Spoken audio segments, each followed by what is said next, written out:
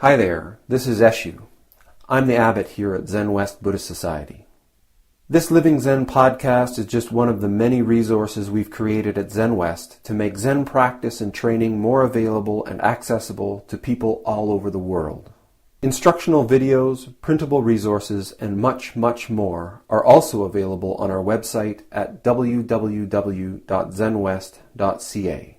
If you're a regular listener, I'd love to hear from you. So please drop me an email at office@zenwest.ca and let me know who you are, how you got started, and what brought you to Zen. Everything we make available in person and online at Zenwest is only possible because of the support of our members and associates, people like you. If the efforts of our community are making a difference in your life, I'd like to invite you to show your support and take part in making it happen by becoming an associate or member of the Zenwest Sangha. You can do this by clicking the Join Us tab on our website at www.zenwest.ca. Thank you for your support, and thanks for listening. Continuing with the investigation of the record of Linji, I'm going to be reading out of the Sasaki, Ruth Fuller Sasaki, Thomas Yuho Kirshner edition. We're in Discourses number 10.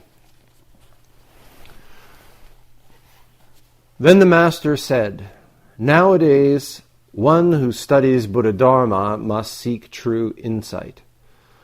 Gaining true insight, one is not affected by birth and death, but freely goes or stays.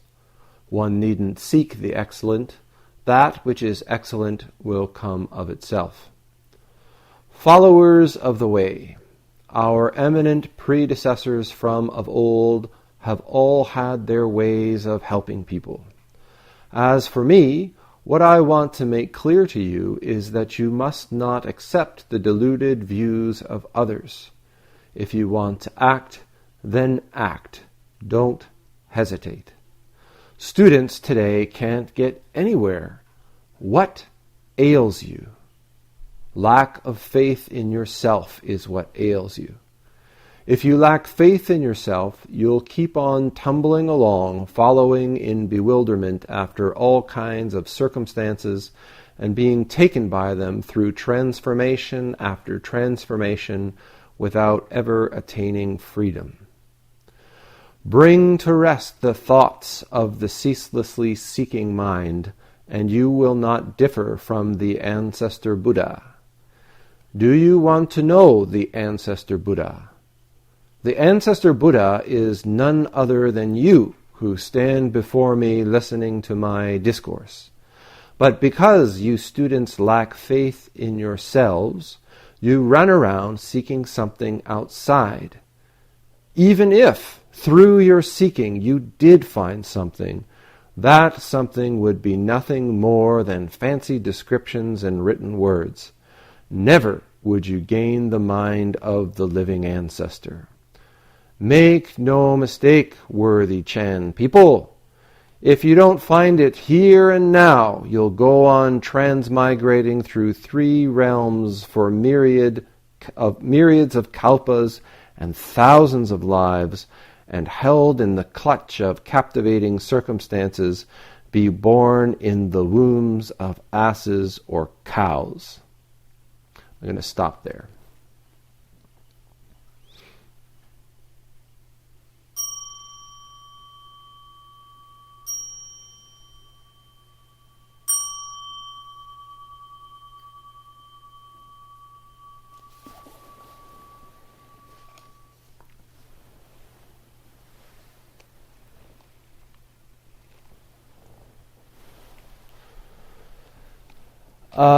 I think going forward, I kind of go back and forth between different versions of the record of Linji, or the record of Rinzai, as it's said in Japanese.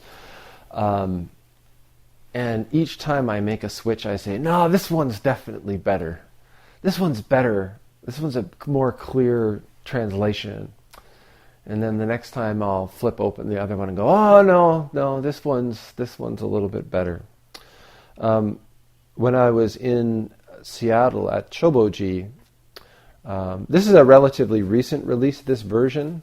It's an updated version of one that Ruth Fuller Sasaki began in her lifetime. But when she died, the project was kind of put aside.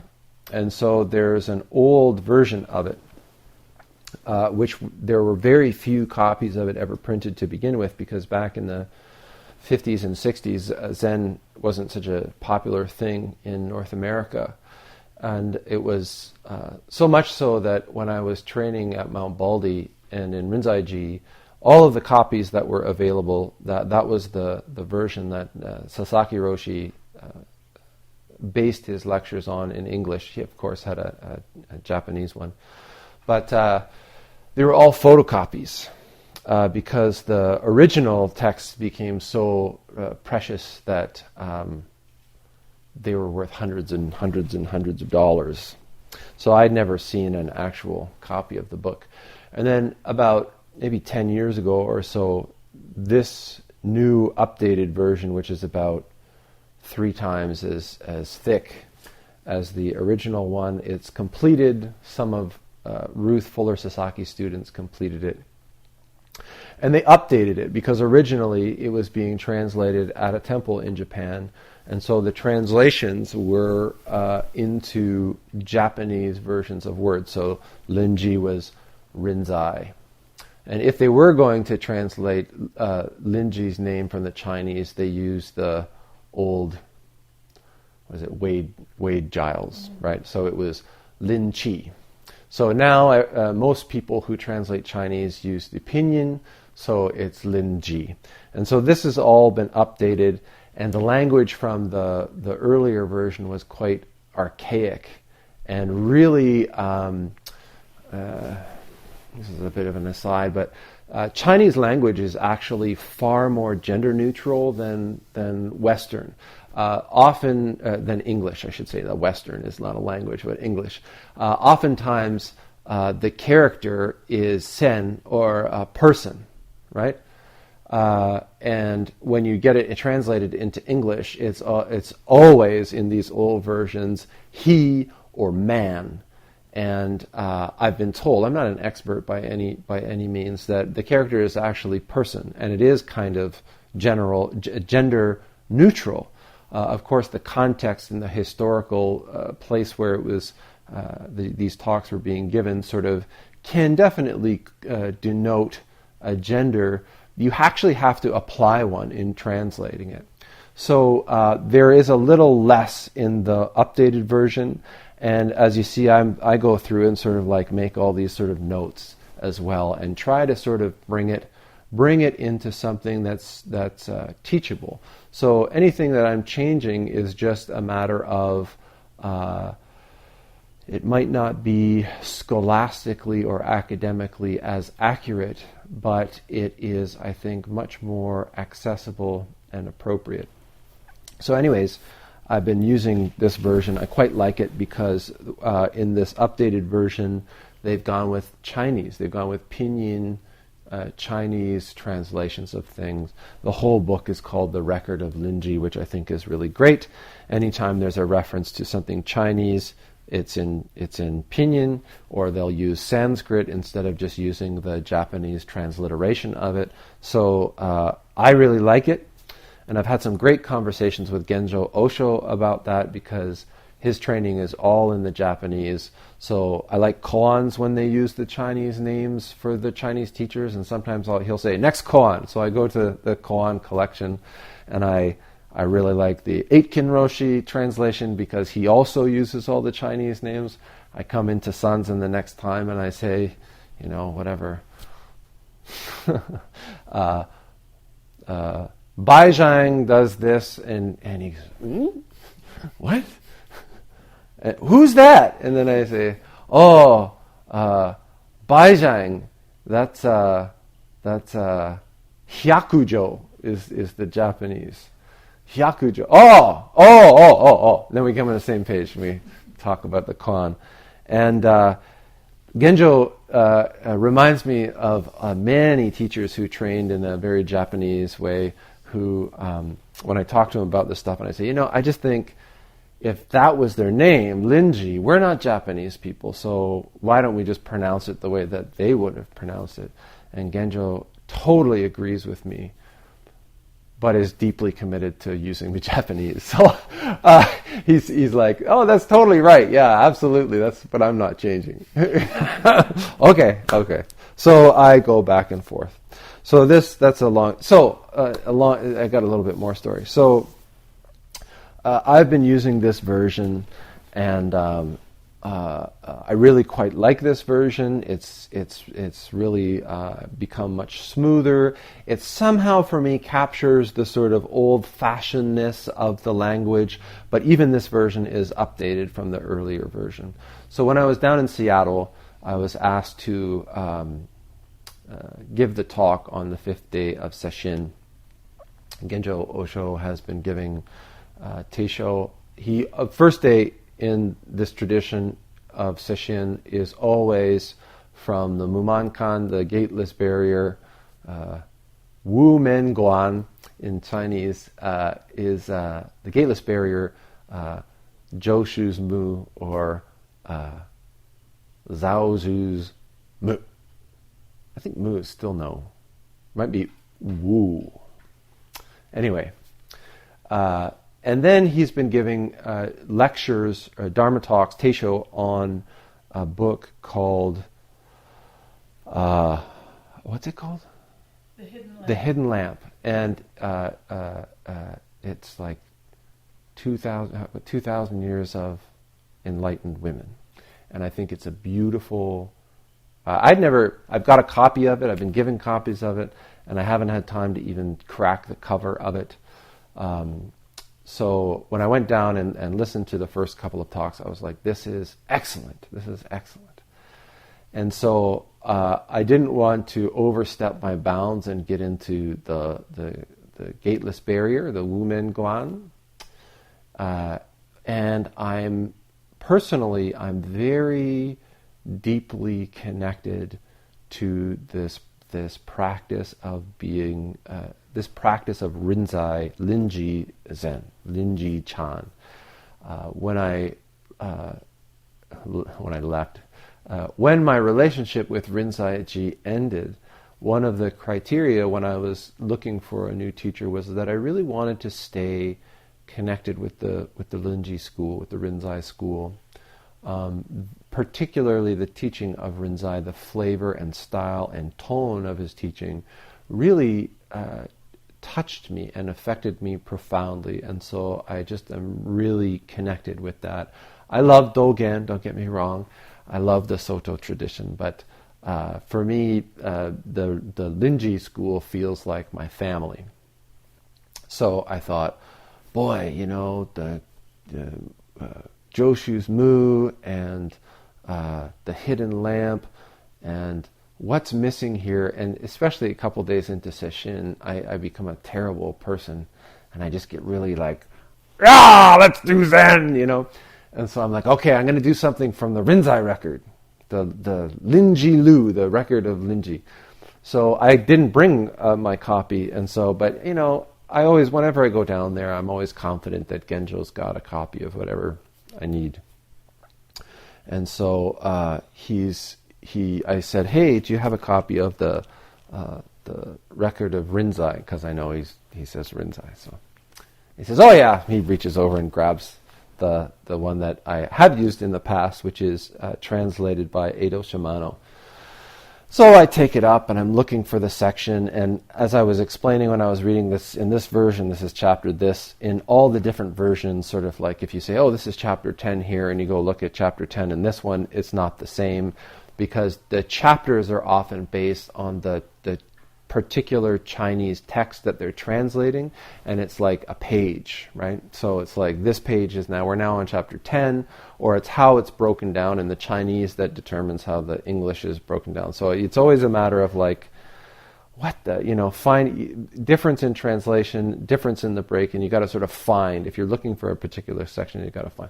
So I said, I found the section and I'm looking at it and I'm like, there's one line that really sticks or punches for me, and I can't remember it quite right. So I went to Genjo and I said, Genjo, do you have a copy of the Sasaki Fuller version of this? And he said, oh, I think so, hang on. So he goes into one of the other apartments and goes through the bookcase and walks out, and he hands me the like 1950 something version of Sasaki. And so I'm looking at it, and it's really thin, and it's a hardcover, and I'm like, I look at the spine, it says Sasaki, and I'm like, this is weird, this isn't my Rinzai. So I take it upstairs and I'm looking through it, and I'm like, oh, the language is like really archaic, and it's got Japanese in it. And I'm like, what the hell? And then it dawns on me that this is the like multi-$100 version. And it's one of those cases where I'm like, wow, this book is really valuable, but for what I'm trying to teach, it's actually almost useless. The language is so archaic, and it's just really, now, looking at it now, it's not a very good translation. Like, I would never use that as a core text. And part of the reason that I wanted to talk about that is, well, I think it's a funny story, but more than that, it connects directly with this section. The Master said, nowadays one who studies Buddha Dharma must seek true insight. So in the Eightfold Noble Path, often what is translated as the first step in the Eightfold Noble Path, or the Noble Eightfold Path, or as Jay Garfield likes to call it, I really like this way, no, it's not Jay Garfield, is it? It's I've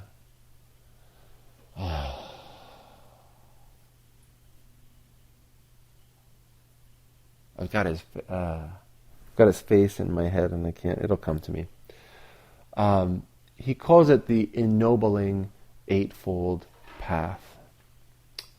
This is important because it's not like the path itself isn't like royal or a good birth or high bearing, but by following this path, we become noble. Noble is a translation of Arya, which is the root of like the Aryan, like what the Nazis used to say, like, oh yeah, superior race.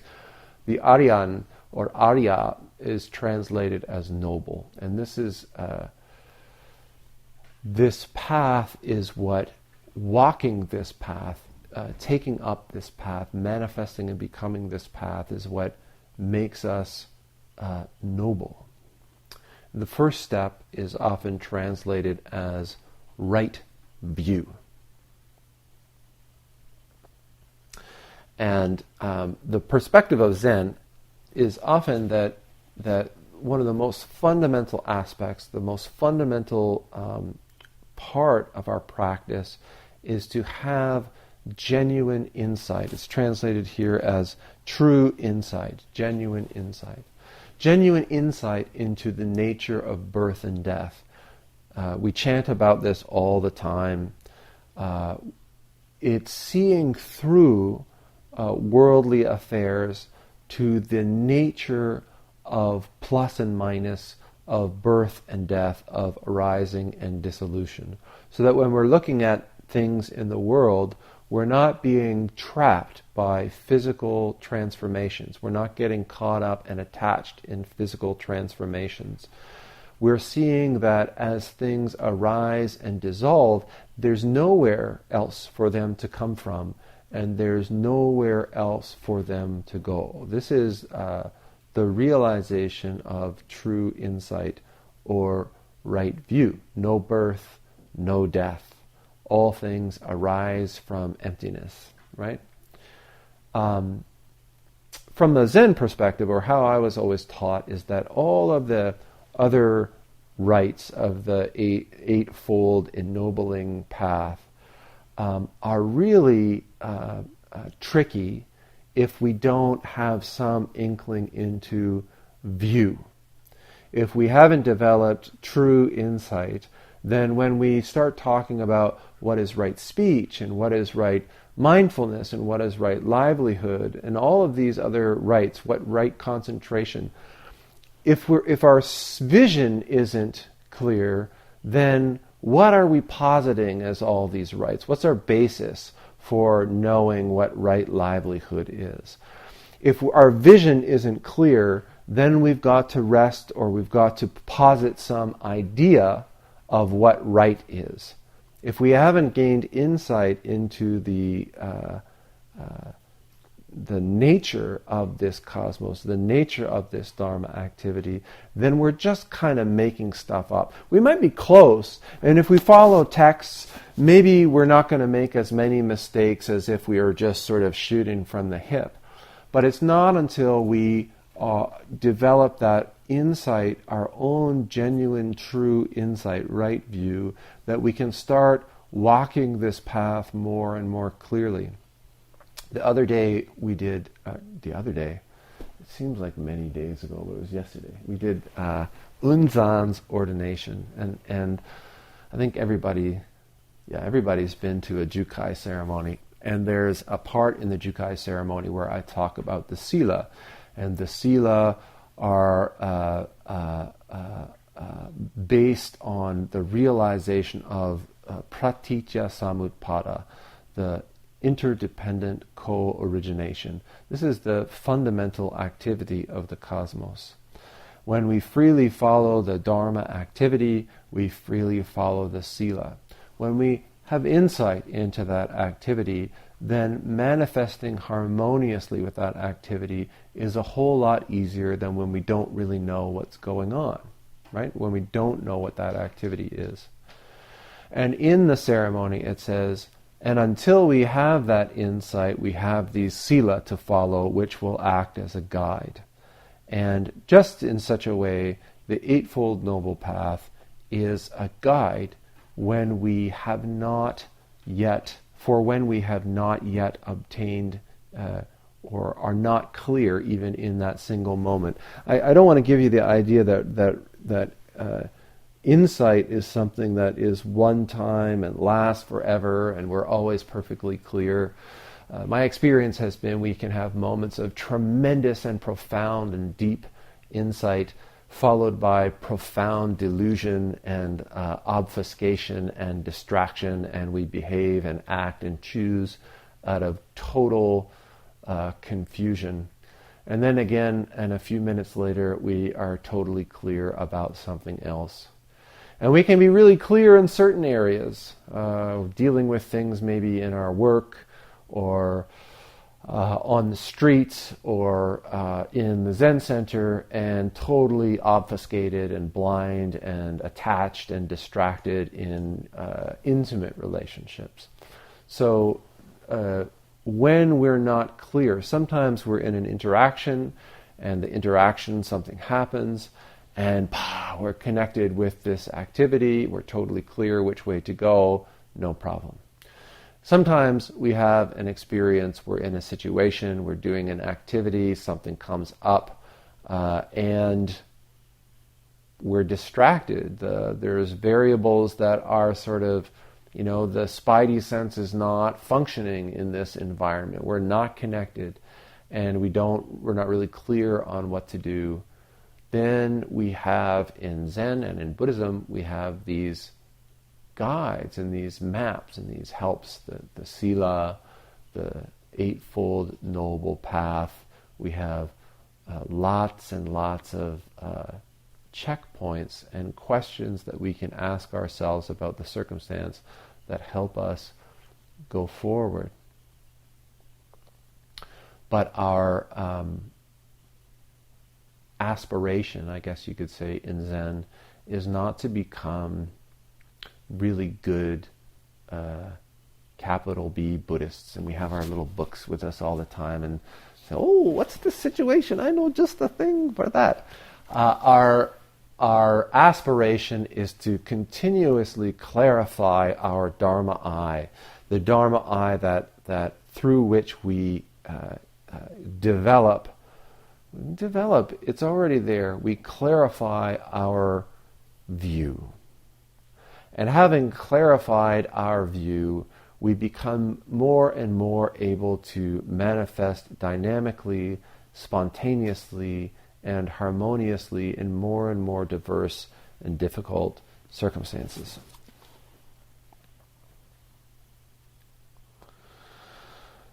Gaining true insight, one is not affected by birth and death, but freely goes or stays. Another way that we can understand birth and death, not affected by birth and death, means that we are not distracted by the arising and dissolving of transitory elements. And so this means we're not affected by things so much. When we see into the nature of this cosmos, then circumstances coming up that normally we'd say, oh shit, that's really important, or oh man, I don't want to lose that, or oh gosh, I really wanted one of those things, and we might get pulled off center in our decision making or in our relationships. They still come up, but we're not so distracted by them. We can see through them. We see them for what they are, and we continue to manifest and, as he says, freely goes or stays. Freely goes or stays points to that I can't give you a rule book. Should you go or should you stay in this situation? If I give you a rule book, it has to say in this situation either go or stay. But in life, and as awake bodhisattvas, in some circumstances that might seem externally identical, in some circumstances you should stay, and in some circumstances you should go. And if I give you a rule book, it's going to be about 50-50 right and wrong. If you develop genuine insight through practice, you're going to be able to hit it more often. You're going to be able to know clearly and manifest harmoniously in circumstances. And there's no way for anybody to tell you which way that is. This is one of the hardest parts, I think, of my job, is people sometimes come with difficult situations, a dilemma. This was one of Sasaki Roshi's favorite words, and he would always say it in English. So he'd be tripping along in this archaic Japanese, and then say, "Oh, dilemma," and I would always laugh, and so I wanted to look. Dilemma comes from something to do with a bull's horns, and it's like either way you go, there's a horn. And so a dilemma is like this circumstance where that you have to go one way. There's only one way to go, but there's no like problem-free way. These are great in practice. One needn't seek the excellent. That which is excellent will come of itself. Followers of the way, our eminent predecessors from of old, I love that turn of phrase, you never hear that, from of old, have all had their way of, it says saving people here, I've never liked that, helping people. As for me, maybe liberating people, freeing people, unbinding people. As for me, what I want to make clear to you is that you must not accept the deluded views of others. If you want to act, then act. Don't hesitate. Again, in the ordination, in the Jukai ceremony, there's a verse after the three refuges.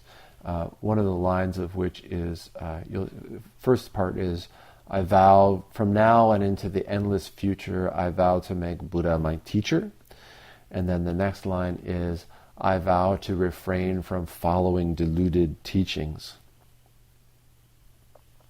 And I always like to go over this over and over again, because I think in our culture, we're so used to religious people saying, my way is the right way and everything else is totally deluded. And so when this verse comes up, I always kind of cringe a little bit, because I'm always worried that people are going to take it that way. And it's not the way that it's intended, or it's certainly not the way that I intend it when I'm doing this recitation back and forth.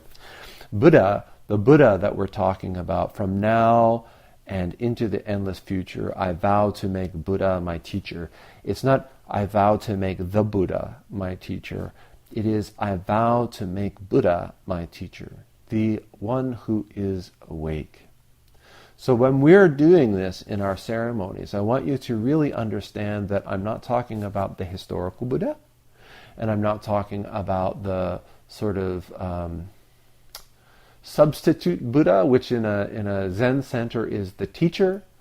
I'm talking about the absolute Buddha, your own nature, your own deep capacity, your own what Genjo calls sage beyond your years. And I used that phrase during Sanzen, and he said, "Who are you talking about?" And I said, "He's who you call the sage beyond your years." And he said, "Yeah, that's what I call him. What do you call him?" And I said, "The wizard." So what I'm talking about when I say the Buddha is Buddha is your teacher, this is your own wise, deep, connected, harmonious being at your very core, the one that from moment to moment shines forth. You get glimpses of every now and then when you separate from, you go, "Whoa, what happened there? Wow, I was really connected," but already the wizard has disappeared again. And following deluded teachings, this in some ways is also us. Genjo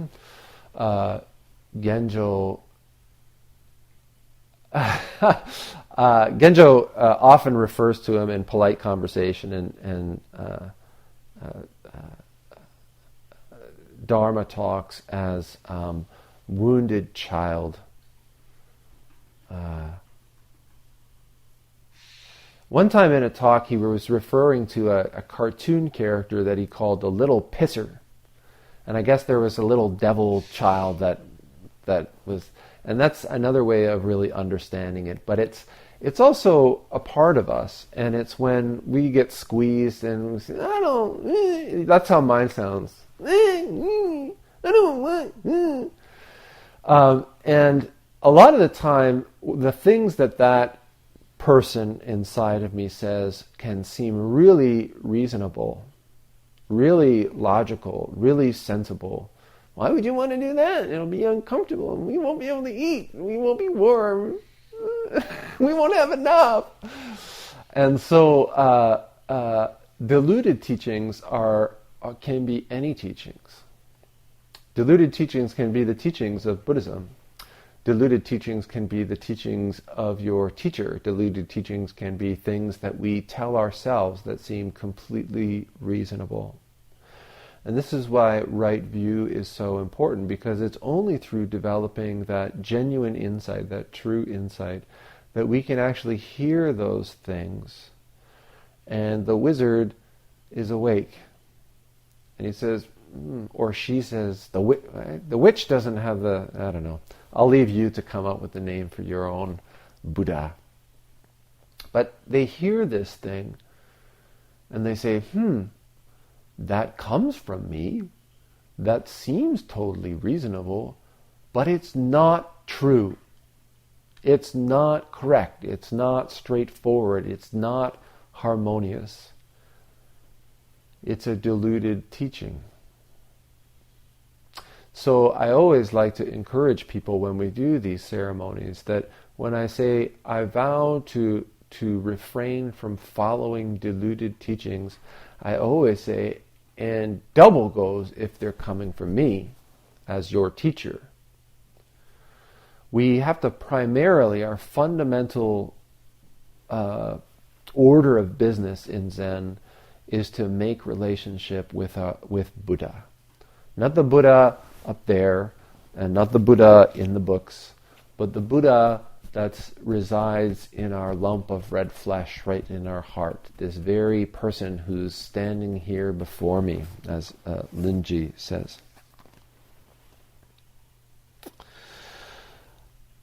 If you want to act, then act. Don't hesitate. Students today can't get anywhere. What ails you? Lack of faith in yourself is what ails you.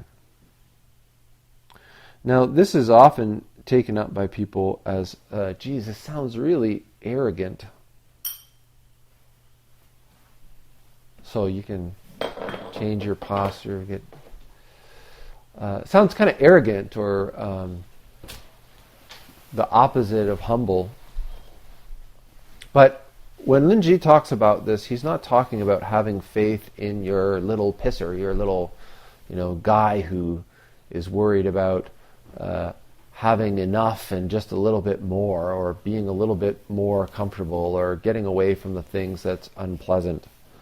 When Linji's talking about it, he's expressing this from the perspective of Buddha. So what is it that we lack? It is we lack faith in ourselves, in our true selves, in our true nature. We lack faith in Buddha. Faith is a word that I struggled with for many years, being raised in the Catholic Church, because it seemed to me that faith, as I was raised with the word, meant taking something as true in the absence of any evidence. You must have faith, even though there's no reason for it. There's, in fact, in many ways, faith was used as the counterpoint to reason. If there was a reason, or if there was understanding, then certainly it couldn't be faith. Logic and faith were opposites, or they weren't related.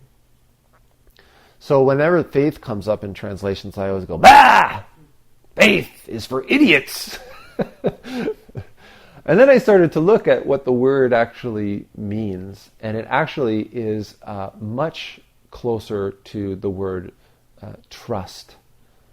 Faith, if we look at it in terms of like an agreement that's made in good faith, this is an agreement that is built on trust, that is built on history, that is built on a solid grounding of experience. If I am doing business with somebody, and I know that person well, and I know that character, and they say they're going to do it, and they say they're going to do it for this much, then I have to have experience of that person. I have to know that person in this world before I'm going to say, okay, I'll take you at your word. And that's, for me, when I hear the word faith now, this is how I understand it. It's based in experience, and it's based in seeing the character. The way that faith, what I previously understood it, would be like having some complete stranger say, yes, I'll be happy to sell you that bridge, and it will only cost you $500, and oh yes, I own it, and saying, oh, okay, here's my money. Oh, dear, dear, dear. So the same goes here when he says, all you lack is faith in yourself. So how do we develop faith in ourselves in that context here? Faith in Buddha. Faith in this very Buddha that's sitting here. Well, in my experience, the only way to develop faith in that is to allow that Buddha nature, that wizard, to manifest over and over and over again. To allow ourselves to be surprised by the wisdom that is able to manifest on occasion. To allow ourselves to be transformed by the harmonious function that naturally arises when we get ourselves out of the way and just let it happen. When we pay attention to the activities that we're doing and we find that It doesn't need us to add our opinion to what we're doing if we simply just step aside, make relationship. That harmoniousness, that dynamism is manifest naturally. And at the beginning, it's like magic. And we go, wow, that was such a neat experience. And whoa, this meditation stuff's really cool. And it lets me be a better writer and a better musician and a better athlete and a better, inventor or whatever. And we connect that capacity with the task of formal practice. And we haven't yet realized that actually that connectiveness, that responsiveness, that dynamism is us. It is our nature. When we're not connected, we're just fixating the transient self I am. And as such, we sit and we wonder, we say, oh, when's the next time the magic is going to happen? When's the next time I'm going to slip into the cosmos? And when's the next time I'm going to be able to, serve the tea just right? I don't know. I hope it happens. We're still treating that as if it's some external magical thing that every once in a while, if the stars are aligned properly and if we try really hard, will descend upon us like a bird from heaven and we'll get it just right. We haven't realized that this is our birthright. This is our very nature. And it's quite the opposite when we're able to just let go of our fixations and attachments and our self-concerns and our desires and our fears and anxieties. When we let go, all that's left is that nature. And all we need to do is ride it, to manifest it, to become one with it. This is a lack of faith. If you lack faith in yourself, you'll keep tumbling along, following in bewilderment after all kinds of circumstances and being taken by them through transformation after transformation without ever attaining freedom. This is the little, that really reasonable person. If we just turn the heat up a little bit, we'll be more comfortable and happier. If we just have a little bit more money, we'll be able to buy the things that will make us happy and satisfied. If we just have a relationship with that person, then everything will be good and I won't have desires for other people anymore. And if I just get that car, then everyone will look at me like I'm really cool and that'll make me happy and satisfied. And then I won't need anything else. I'll be set. I'll be good. Seems reasonable. And I think all of us, if we look back, have followed that reasonable voice. And all of us by this time in our lives should be able to look back and explore those memories of the things that we've attained. Because everyone, if you're sitting here in this culture, we've all attained a whole pile of shit. Jobs and cars and money and relationships and every manner of stuff. And yet that attainment, that satisfaction is always marred. It's always marked. Go into a parking lot where somebody has attained the car of their dreams and look at how it's parked across diagonally 2 spots, because God help me if somebody scratches it. As soon as we get that thing, we recognize, oh, it's marked. And it's already breaking apart and dissolving. I'm already losing that relationship, and I'm already losing that job, and already the money is gone, and the food has been eaten, and the temperature is now too hot. So what do? Oh, I guess this isn't the right person. This isn't my soulmate. I need a new person. And I guess this isn't where I was meant to be, so I better find a new job. And it's just not the right model of car for me. And oh man, Now what I really want is a burger. And again, we pause at that satisfaction. Off we go, chasing what Linji calls transformation after transformation without ever attaining freedom. Freedom meaning, it's like if we think about ourselves like this, we are continuously in motion. Even our practice can be like this. If I just obtain enlightenment, then I'll be satisfied.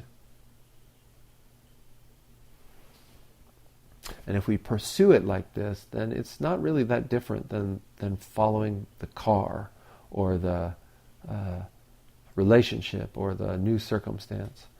This is why one of my favorite answers of, why are you doing this is just, I don't know. I don't know. Bring to rest the thoughts of the ceaselessly seeking mind, and you will not differ from the ancestor Buddha. This is what we are engaged in practice, is just allowing those pursuing and escaping thoughts to just come to rest. You don't have to do anything with them. You don't have to try to get rid of them or try to deal with them all or it just gives them more energy. But if you just allow them to settle without fighting them, without avoiding them, without getting caught up and engaging with them, already we do not differ from the ancestor Buddha. Do you want to know the ancestor Buddha? The ancestor Buddha is none other than you who stand before me listening to my discourse.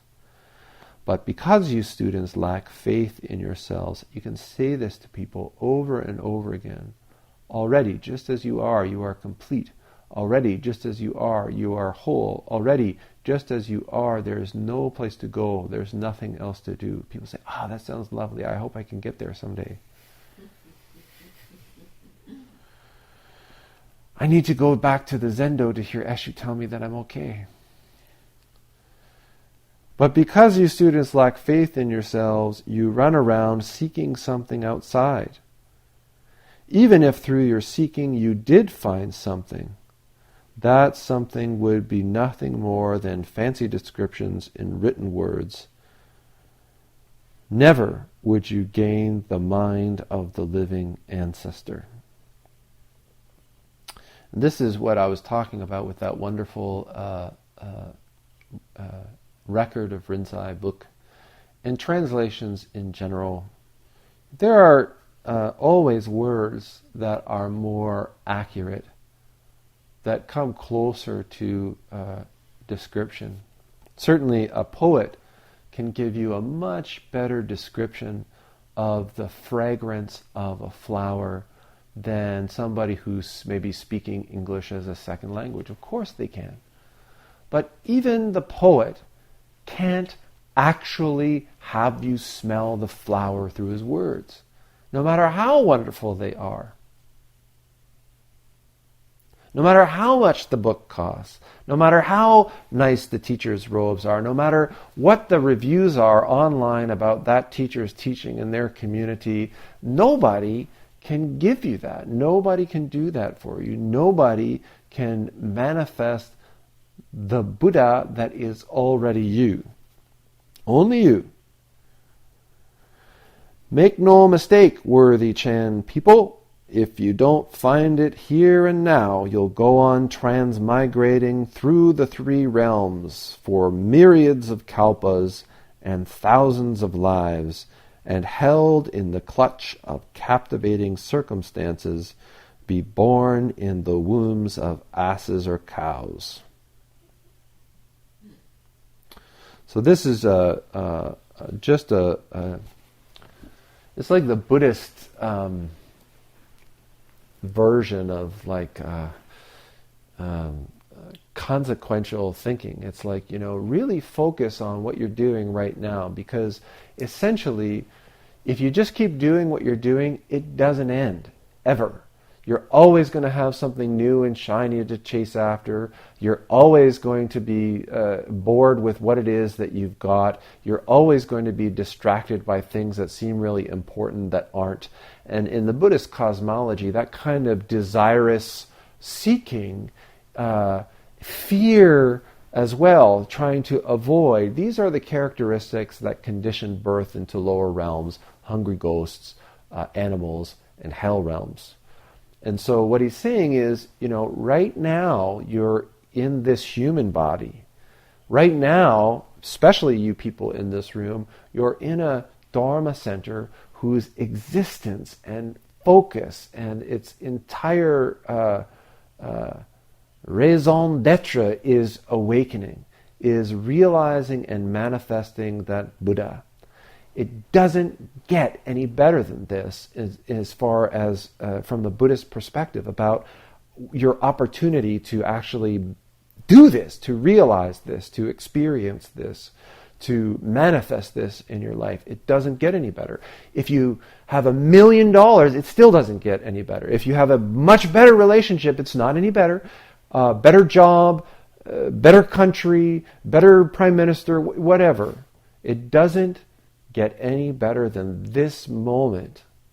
So Linji is this giving us this very strong encouragement to stop messing about and just manifest clearly in this moment.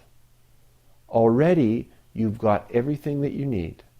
Already you are the Patriarch Buddha. The only thing that's lacking is you don't see it. You haven't tested that enough to actually embody it, to believe it. There's stories about in Buddhism about a child whose father is a really wealthy guy and merchant, and the father has to leave because he's being threatened. So he wants to make sure that he leaves his son something. And so he ties, or he puts this big jewel into the top knot of his hair, and he leaves. And the next day the son wakes up and he's convinced that he's been abandoned, and he goes through this whole, of course in Indian sort of mythology or stories, he goes through this horrible long ordeal of all of these privations and torments because he has no money and nothing to his name, and he's been abandoned and all this kind of stuff. And then eventually the father sort of returns and is like, well, I put a giant jewel in your top knot. Did you not feel it at any point? And no. And this is how we all are. We walk around craving the things that other people have, and desiring what it is that we think we don't have, and trying to get rid of the things that we think diminish us or belittle us. And the whole time, the greatest treasure is just resting in our bellies, in our very own hearts, right at our center. And all we have to do is look. All we have to do is develop the eyes to see it. And this brings us full circle to what Linji was talking about. Just seek true insight. Thanks for listening to the Living Zen podcast. If you follow Living Zen through iTunes, I would very much appreciate it if you would take a moment to let me know what you think about it by rating or reviewing the podcast, so that new listeners can also hear what you have to say. Thank you for your time and for your support.